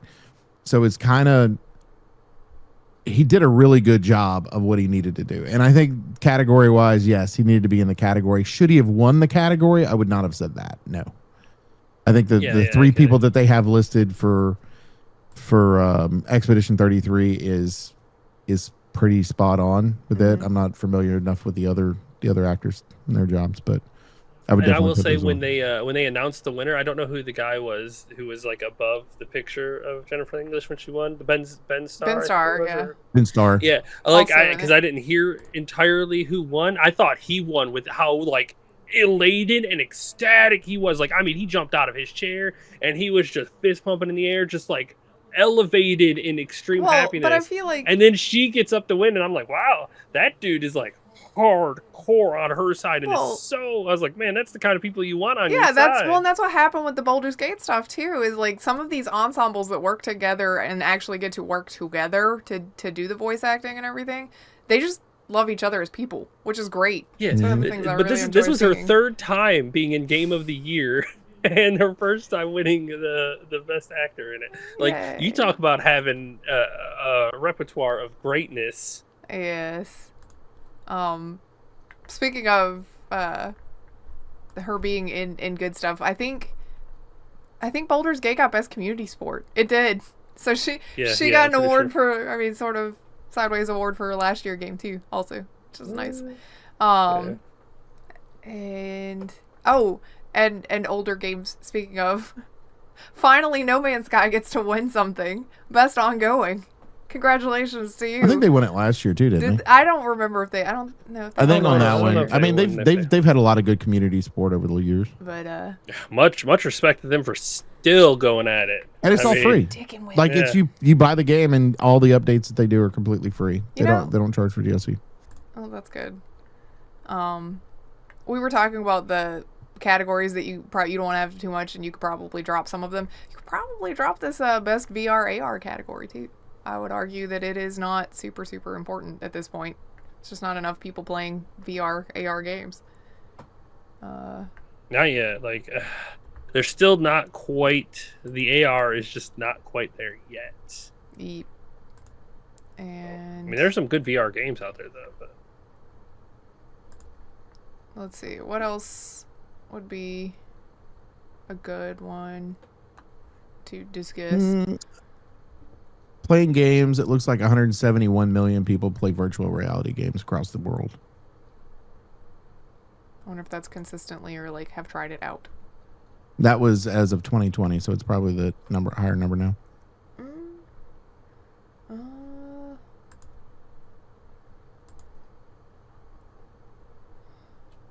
I'm looking, sorry.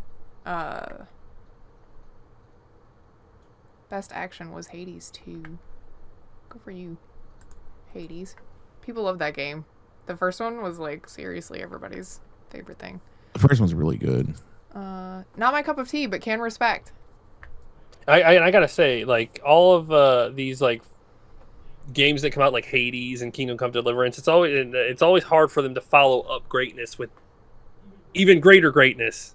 It's like, yeah, the second one's great, but so was the first one. And I mean, it's like when you put that bar up so high, it's hard to get over it because it's kind of like what people expect. But at least you're hitting the bar the next time as well, because Hades 2 did really well. And then Best Action Adventure was Hollow Knight Silksong.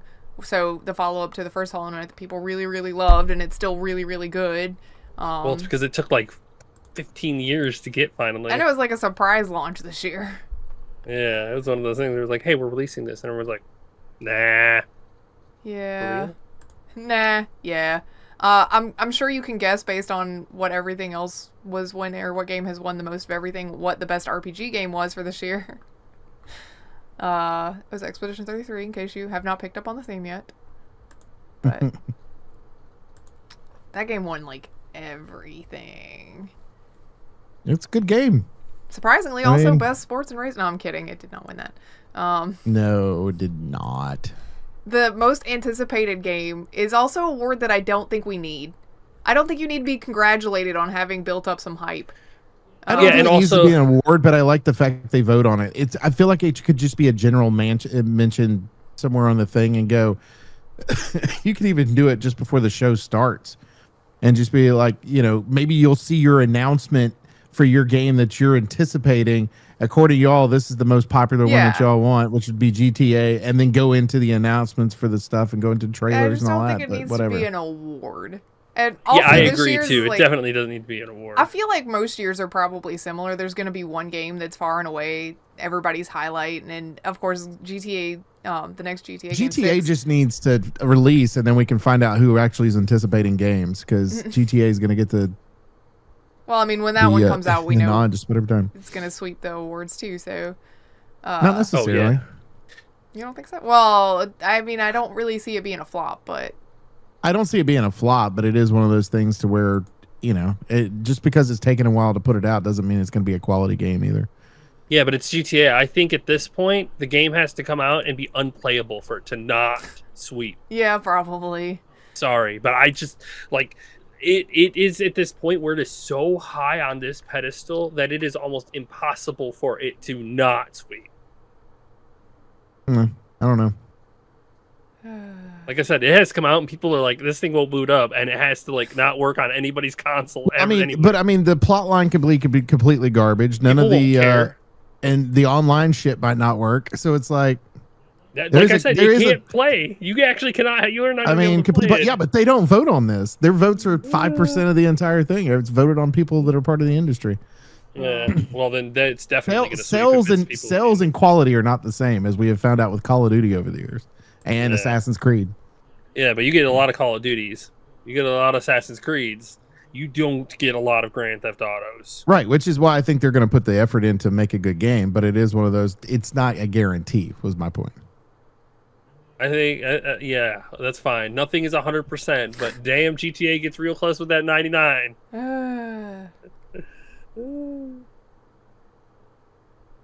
Oh man. Too Well, funny. is there any other category that we need to make sure that we mention? I don't think so. Yeah, I mean, we linked it in the Discord, so you're welcome to click around if you missed the show or needed to confirm who won something or something like that. But in general, them's the highlights according to us. So it is what it is. It's our show and we do what we want. Yeah, you don't have to listen to us. You don't want to. You know, it's fine. Oh. We prefer you listen to us, but you know, you don't have to. Well, as mentioned, this is our last show of the year, which means everybody gets to talk about what they've played this year. As for, it does not have to be new games, because I certainly did not play many new games this year. But just stuff that you have enjoyed and has been your jam this year specifically.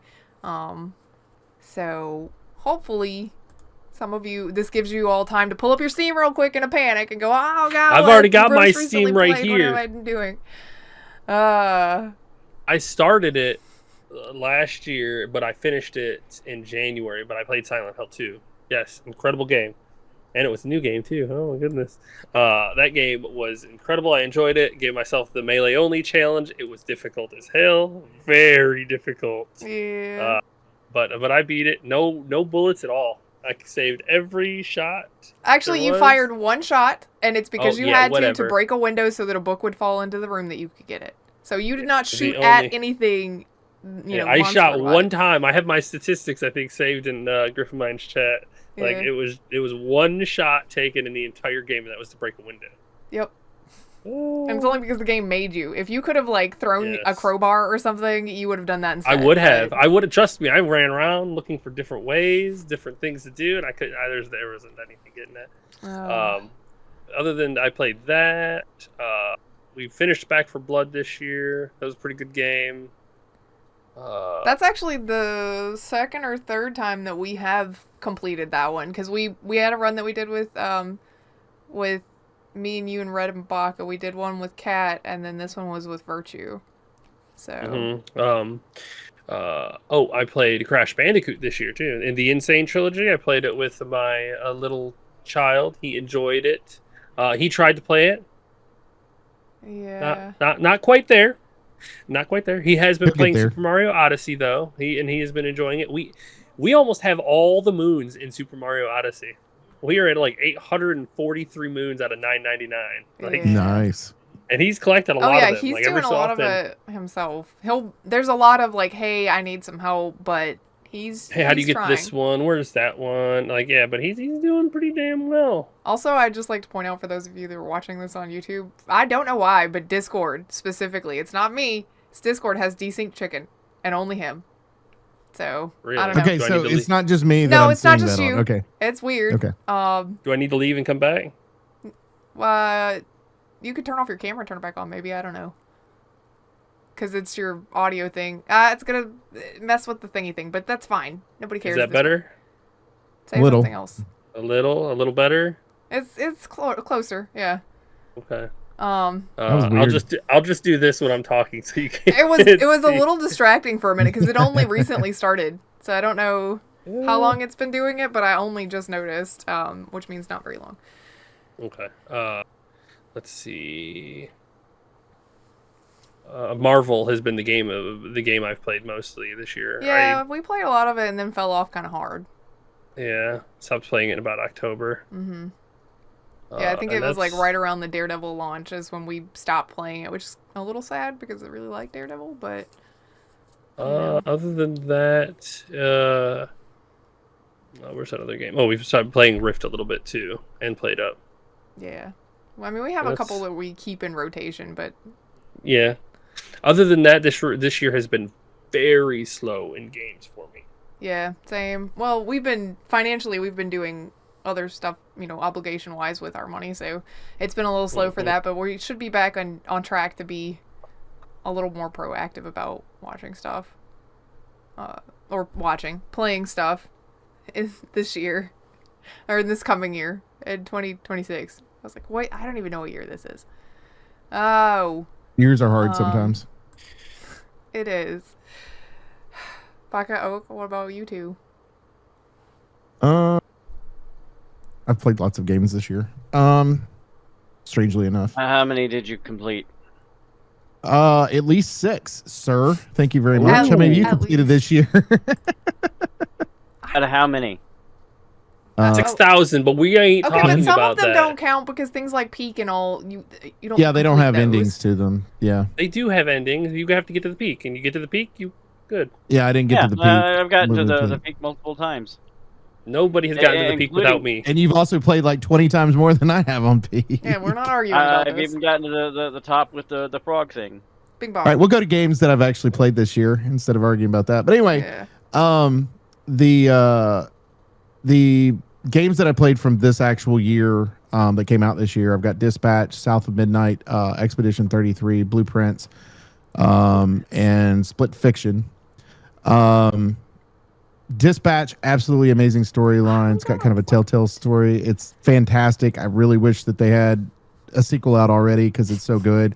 But I am interested to go back and play. And evidently there's like a super secret achievement of some sort, and nobody has gotten it yet. It's a according to- game state is what it's A game state. Yes. There's what it is. All right. But I'll have to try to figure that one out. And They said it may be a bug too, so I'm really interested. Like, what do you have to break to get whatever it is that they're trying to Right. tell you about? South of Midnight, fantastic. I love the art style with it.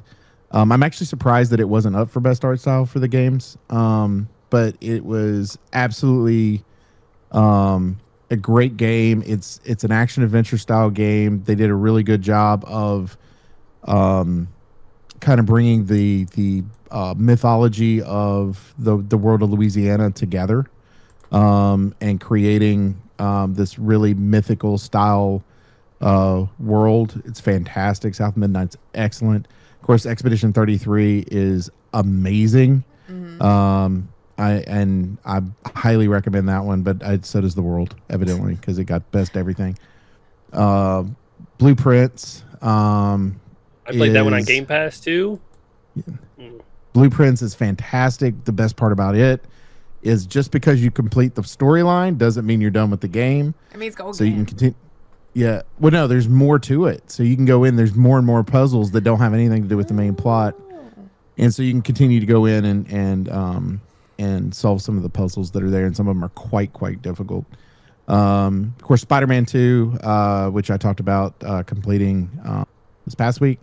But it's from 2 years ago. But it is absolutely amazing game. I hate that it took me that long to get through it, but it was fantastic. Of course, we played Peak and we played Crime Sim. Seventh game, Indiana Jones game. I beat this during this year technically. Indiana Jones game is fantastic. Of course, with it would have been my game of the year last year had it not been for the fact I had not finished the game yet. And I absolutely loved every bit of it. It made me, did my heart good. I tried to 100% the game, but there's a bug that won't allow me to, which sucks, which means I've got to replay the game at some point. And so I'll get to the point where I'll end up doing it. Doom Dark Ages, I've started. I just haven't completed that one. And then Grounded 2, they've done a really good job of expanding upon the original game. And I'm looking forward to see what they do when they complete that one, to where we can finish up on it. I loved the plot for the first one once they actually did a full release. I thought it was great. And yeah, it was fantastic. Those are the games that I played. If I had to say what my favorite was of the bunch, did I say Split Fiction? I didn't say Split Fiction on that one. No, but I Split figured you would. Fiction. Split Fiction is my favorite, probably my favorite game that I played, but because I played with my daughter. And it is absolutely so well done from a gaming standpoint. There's so many different elements story-wise. They do a really good job of telling their story. It is, but every single level has a different feel to it. There are some areas that are platformy, Griff, but I think you would still enjoy getting through the different stuff. There's also parts that are driving. I can't get you past that one. Yeah. It might be swapping controllers with Chicken at some point, so because it does swap back and forth between the two characters of that. But it is it's really well written, and Hazelight does a great job of creating innovative ways to tell stories, and that's just another one. So I would give probably my game of the year to Split Fiction, just because I got to play it with my kids. And I just recently watched her play it with one of her friends, and there was just nothing but laughing. But she also learned real quick that she's a better gamer than her friends are, because her friends only play Marvel Rivals. So when you put them in situations where they're not playing other styles of games, it's they very don't know hard for how them. mechanics work. Yeah. So she's having to work with them on that one. So, but that's what I got. What about you, Baka? Let's hear your laundry list of finished games, sir. Let's see. Well, we've done Repo Peak. I played Donkey Kong. I beat that. I'm still working on Peach. I got super fucking hung up in Kingdom Come Deliverance. Which and Donkey beat Kong? that. The Bonanza? Yeah. Okay, cool. Yeah, I played that and went through that. The Peach game I picked up on sale for like $40, so I was like, why not? Have not touched my Metroid yet, because I'm determined to beat the fucking Peach game first. How is it taking you this long to beat a Peach game? Come on, bro. Working yourself until a video fucking gamer? almost midnight. Then getting home and being like, I don't feel like playing right now. I'm just gonna sit here and watch shit until I fall asleep in my chair.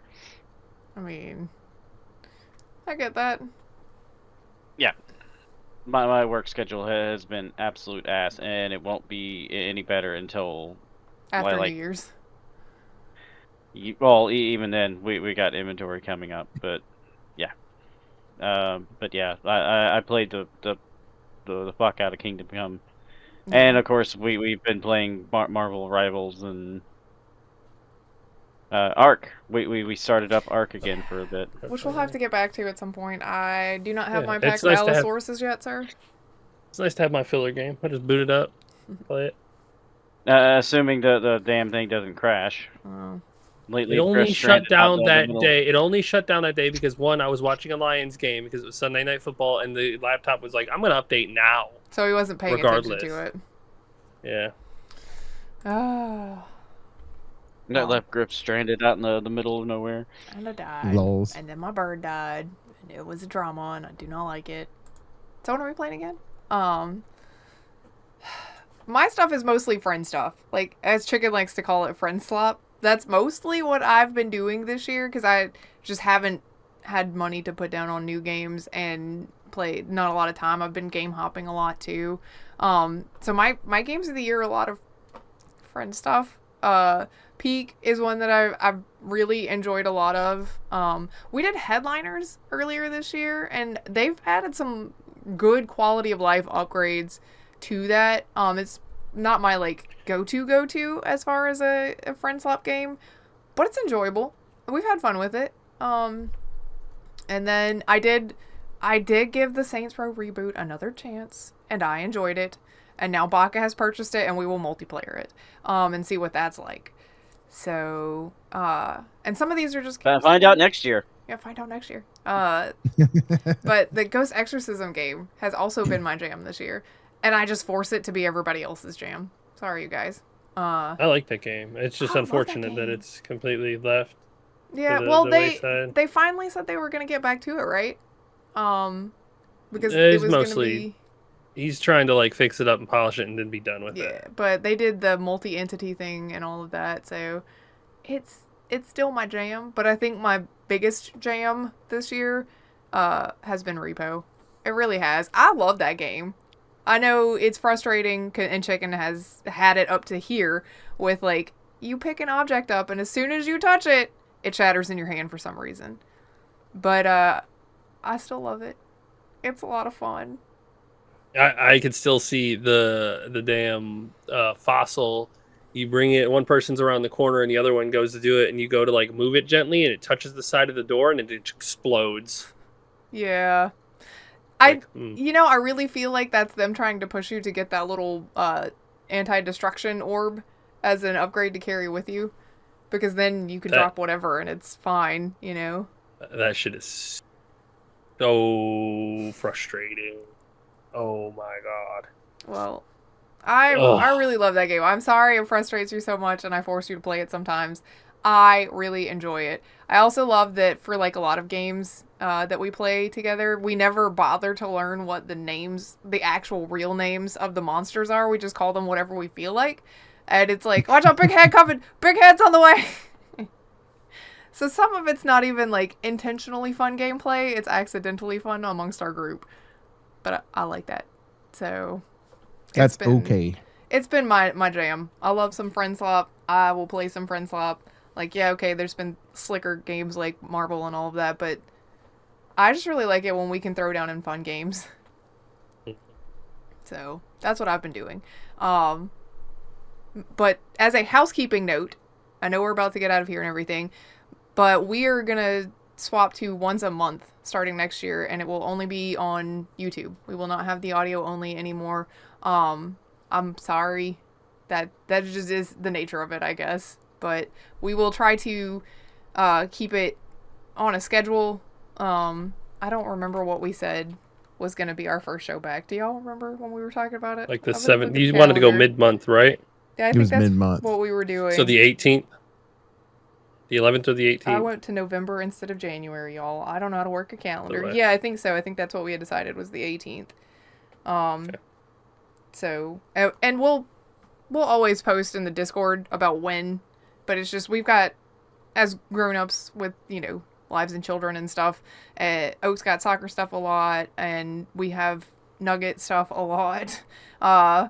So we just needed a little more time, but maybe that will also free us up to, like, let Chicken stream every once in a while on a Sunday or something like that. But we'll see. I just wanted to housekeep that a little bit and let y'all know so it's not like, hey, when's the podcast coming back, you guys? Where's the audio version? Sorry, there is no audio version. If that was the only way you were getting it, I apologize. But it is what it is. I think that's it. Was there anything else? Oh, I don't think so. Okay, well, I hope everybody has a lovely holiday, and now Oak can do the actual ending. We appreciate everybody that hangs out with us in Infinite Respawn. Make sure that you hit that sub button as well as the little notification at the bottom. Again, we are going to be on YouTube exclusively now, so make sure that you've done that if you haven't, if you're listening to us on another platform. And you can find us at Infinite Respawn Podcast on there. Really easy. Mm-hmm. We'll pop up. You'll see our beautiful faces. Yeah. Also, from all of us, make sure we hope that you have a wonderful new year, and we will see you next time somewhere in mid-January. In 2026. In 2026. Woo woo! For Infinite Respawn, I'm Oak Tree. I'm Griff. I'm Chicken. Bucket. Bye. See ya. Bye.